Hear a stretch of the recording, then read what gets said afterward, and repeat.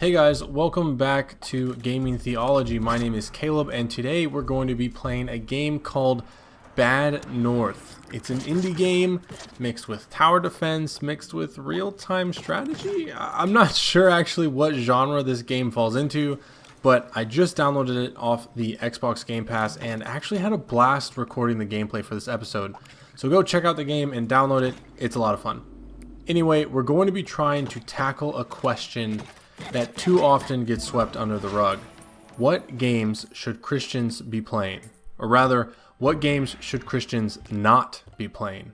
As you'll soon find out, it's much easier to determine what games you shouldn't be playing rather than games that you should.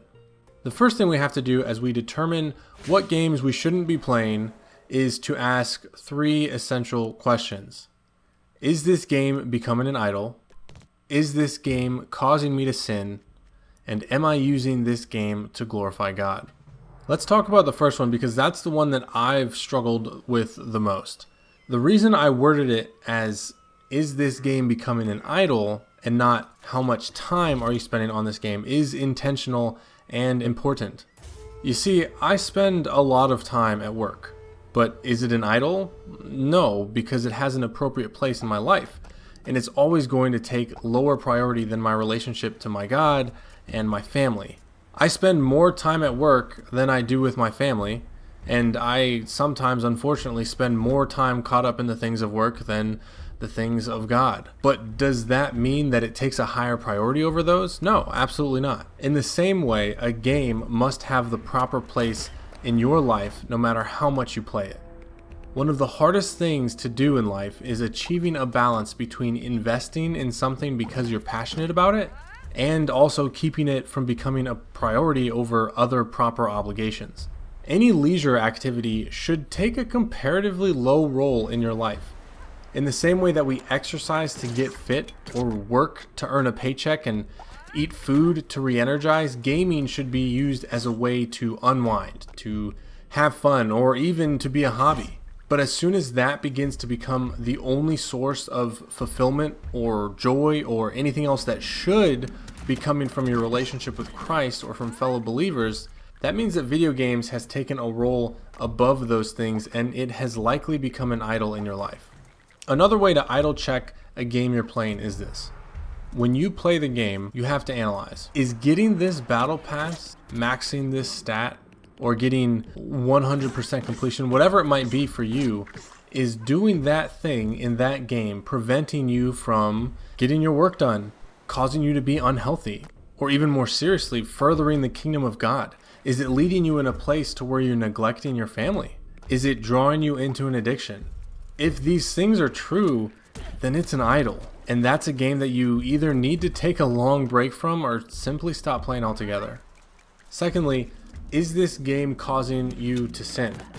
While this one seems easy to identify at first, when you actually take a look at the games that you're playing and gain some perspective, you can see just how easily some games will slip you into sin. When I talk about a game leading me into sin, I'm not just talking about what I'm doing and thinking in that moment I'm playing. Sure, there are games that take the player into strip clubs, which causes lust. Games that make the player do inhumane things that hurts the soul. There are even games which are designed to be inherently addictive, which is a sin in and of itself. But the sin that those games lead you into are all fairly obvious. And I hope that when you see those identifiers, you can recognize that the game isn't healthy for your spirit and you should just turn tail now. But I'm also talking about games that might seem above board at first, but have an after effect of sinfulness. Games that might not take you into a strip club, but might just give you an intentionally over-sexualized female companion or side character that will cause you to lust later over real-life women. Games that maybe don't have you commit straight-up war crimes, but still desensitize you to stealing, killing, and drug use. These are games which you really must watch out for. The hardest part is that there isn't a defined universal line. While, as I said before, there are games which a Christian outright should just not be playing, GTA 5, there are others which fall into an area where one game that troubles my soul might not trouble yours. I'll give you a personal example. In my last video, I compared religions in video games and drew out commentary on how that relates to Christianity. I used gameplay from Fallout 4, from Halo 3, and from Dead Space 2. They're all great games, but the Dead Space gameplay I actually ended up pulling out of a walkthrough channel on YouTube. It wasn't me playing. Why did I do that? Because even though all 3 games feature some form of killing, Fallout is an RPG where every shot I take is based on my own moral actions and I can justify it. Halo is about blasting aliens where very little blood is shown and vulgar language is kept to a minimum. And while Dead Space is also about shooting aliens, in that game, the core gameplay mechanic is to dismember aliens and use their limbs as weapons to kill and dismember other aliens. For me, that's just crossing a line. I can't play that game and not feel dirty when I turn it off. But here's the thing, that might not be the case for you. Maybe you're able to remove yourself from the immersion of the game and you just see pixels on a screen. I certainly can't, but maybe you can. There is just a balance, and that changes from person to person. But please, when you ask yourself if a game is leading you into sin, don't try to sugarcoat it or make excuses. Take it seriously, because you'll be better for it in the long run. Finally, does the game glorify God? Now, normally I would try to avoid taking something to its logical extent because it's often just not practical. But this one bumps up into an important theological question, which I feel is appropriate here given the whole point of the channel. When you ask the question, does this game glorify God? You're also implicitly asking another question. Can anything really not glorify God? After all, there is a pretty well-established Christian idea that assumes everything from the creation of the world to the last judged action is for the glory of God and nothing else. To help speak into this conundrum, I've pulled a snippet from a Desiring God podcast where John Piper is asked a similar question. Let's have a listen. Sin does not glorify God as much as possible in the narrow lens focus of life. God looks at it, condemns it, is displeased by it, is grieved by it.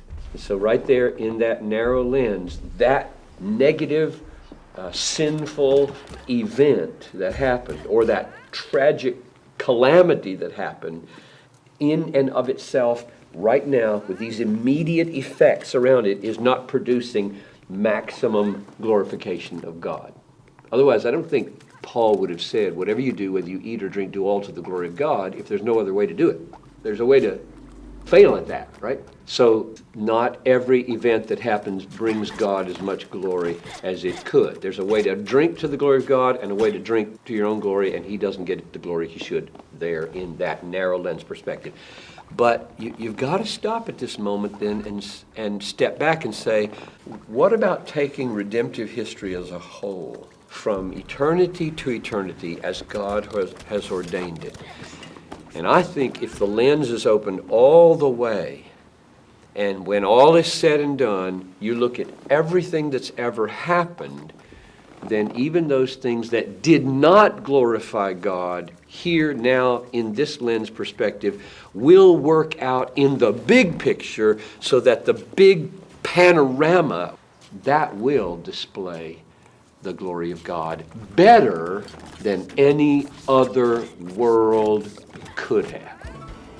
Now, I don't know if you can make that distinction with me, but I think it's important that we say, since God loves his glory infinitely, and since God governs the world right down to the roll of the dice, according to Proverbs 16, therefore, he is working in a way that short term he's being dishonored in many ways, but in the big picture, even the dishonoring is going to work for his total glory.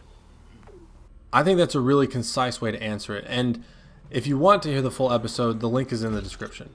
So we have to frame this question with the perspective that ultimately everything exists to glorify God alone and accomplish his plans alone.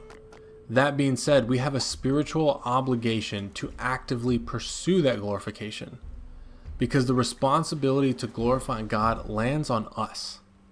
I hope that makes sense, because that means asking the question, does this game glorify God, actually carries a lot of weight. So how can a game glorify God? Well, there are two qualifiers. One, if the game you're playing is causing you to sin, it doesn't glorify God. But we talked about that already, so we'll just leave it there. The second point is this: what are you doing with the game to glorify God? The first one is passive, what is it doing to me? The second one is active, what am I using it for? Just because playing a certain game isn't bad doesn't mean it's good. I mean, if you're playing an actual pure game just to have fun and enjoy the company of your friends, but you don't do anything godly with it, you've just wasted that time and you'll never get it back. And I know that sounds rough, but I'm hoping that it can serve as a wake-up call for all of us, me included, me especially.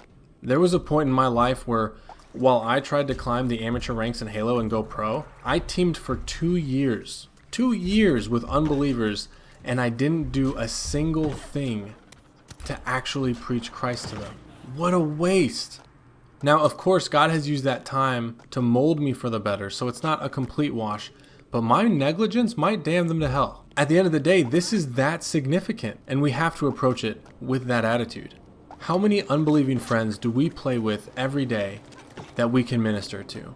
How many Christians do we play with that we could have genuine fellowship with and we don't? Games should be used as a vehicle to glorify God, and if you can't find a way to do that with the game you're playing, you need to consider whether that actually is a game you should be playing.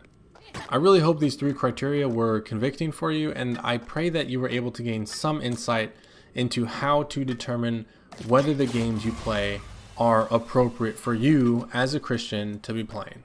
Sorry this video came out so late. I was on my honeymoon and, well, a callback to the first point, I had my other priorities in place.